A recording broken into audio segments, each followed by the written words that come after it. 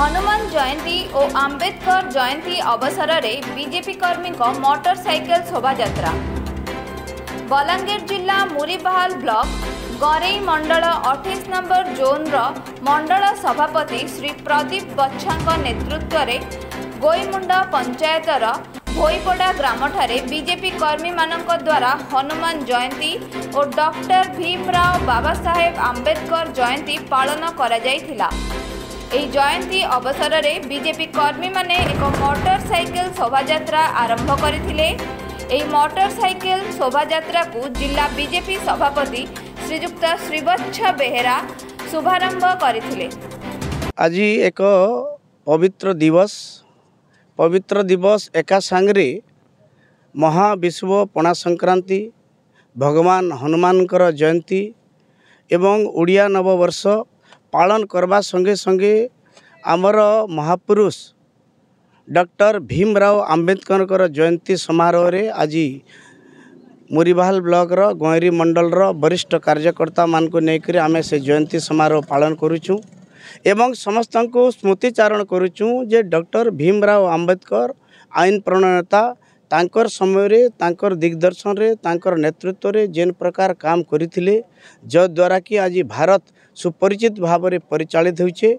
एणु बलांगीर जिल्लार हाराहारी 180 गोटी जगार भीमराव आंबेडकर कार्यक्रमटा आम सफल भाव में पालन करुचु एवं भारतीय जनता पार्टीर समस्त कार्यकर्ता उत्साह सहित यह जयंती समारोह रे समस्ते रैली माध्यम रे फल बंटन माध्यम रे सफाई माध्यम रे एवं दलित परिवार को जाकर भोजन करवार मध्य अनेक कार्यक्रम अच्छे। आज यही अवसर रे बलांगीर जिलार सभापति भाव में आज मुझे पहुँची करी ये जन मंडल कार्यक्रम को मुझे उद्घाटन करने सहित किसी दीपथ समस्त को दिग्दर्शन देचु एवं भीमराव आंबेडकर जहाँ भी भविष्यवाणी करते जहाँ भी तांकर संविधान रे उल्लेख करते ताहाकु गुरुत्वर सहित देकर से कार्यक्रम को सफल करुचु। एतद व्यतीत आमर यशस्वी नेता पृथ्वी राष्ट्र नेता नरेंद्र मोदी काल समय निर्माण विषय कथा कहूँ कि जड़े दलित को जेन प्रकार कांग्रेस समय अवहेलित करा जायतिला आमर सरकार आसला परे तांको भारत रत्न देवार विषयटा आम सर्वसम्मुख प्रकाश करी प्रचार प्रसार चेष्टा करुचु।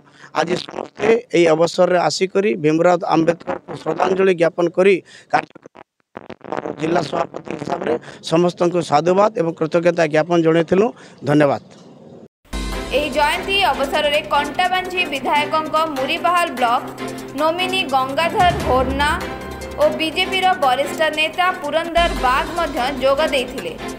महाविशुव पणा संक्रांति और हनुमान जयंती अवसर में भोदेव साहू लुकु साहू और तेजुराम सराफ और समस्त कर्मी और जनसाधारण को पणा बंटन करा जायथिला।